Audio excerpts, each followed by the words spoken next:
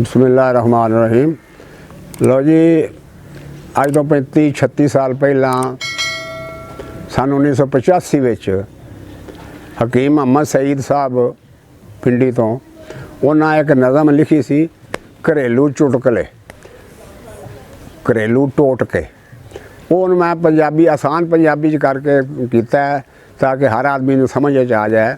वो आंदे ने जदों तक ते कम चले गिज़ा तो, जदों तक ते कम चले गिज़ा तो उदों तक ते बचना चाहिए दवा तो, उदों तक ते बचना चाहिए दवा तो। जे खून बने घट ते बलगम ज़्यादा, जे खून बने घट ते बलगम ज़्यादा, गाजर चने खा नाले शलगम ज़्यादा, गाजर चने खा नाले शलगम ज़्यादा। ज़ोफ जिगर दे वास्ते खालक फल पैदा है कीता, बहुत मुफीद है खाया कर हर एक रोज़ पपीता। ज़ोफ जिगर दे वास्ते खालक फल पैदा है कीता, बहुत मुफीद है खाया कर हर एक रोज़ पपीता। होवे जिगर दे विच जेकर गर्मी दा एहसास, होवे जिगर दे विच जेकर गर्मी दा एहसास, खा मुरब्बा आमला ते नाले अनानास, खा मुरब्बा आमला ते नाले अनानास।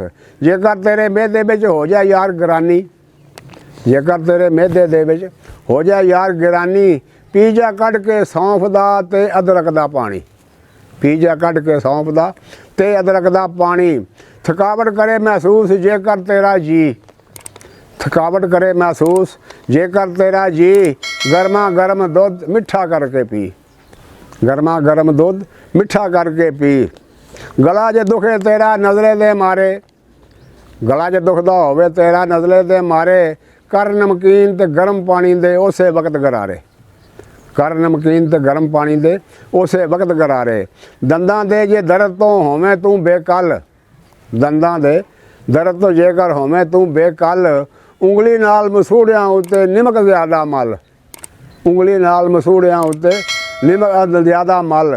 ताकत दे विच कमी जेकर करें तू महसूस, ताकत दे विच कमी जेकर करें महसूस, लै मिसरी मुल्तान दी कूजा दिन ते राती चूस, लै मिसरी मुल्तान दी कूजा दिन ते राती चूस।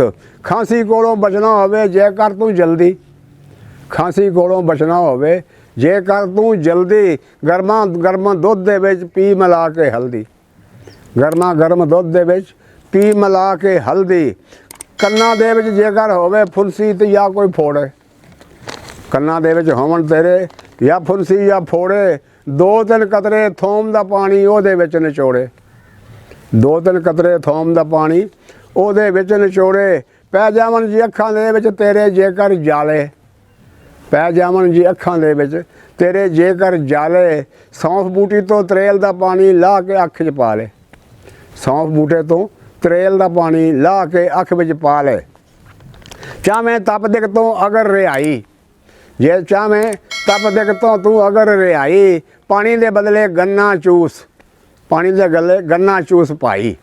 दमे दे अंदर ये ग़िज़ा है बहुत अच्छी, खटाई छड्ड ते खा दरिया दी मच्छी, दमे दे अंदर ये ग़िज़ा है अच्छी, खटाई छड्ड ते खा दरिया दी मच्छी।